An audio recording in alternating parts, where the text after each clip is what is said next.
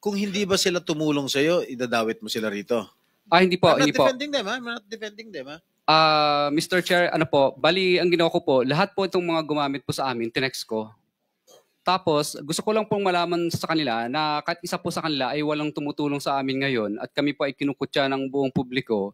Kaya tinesting ko lang po sila kung maaasahan po ba sila. Dahil nung panahon po na ginagamit nila kami, ay patuloy po kaming bigay ng bigay po sa kanila. So, mapapasin niyo po, kahit isang reply, nagtataguan lahat, ni hindi nila kami binilikan. Hindi naman po namin talaga kailangang mangutang sa kanila. May pera pa naman po kami. Pero tinesting ko po sila, sabi ko ganito pala itong mga manggagamit na to. Nakakasama ng loob. Mabuti pa, ano po, tawag dito, mas mabuti pa na, ano na lang po, pangalanan ko na lang sila. Dahil una, ginamit nila kami pero sa panahon nung kami naman ang nangailangan, talaga namang pinabayaan po talaga nila kami o hindi sila malalapitan.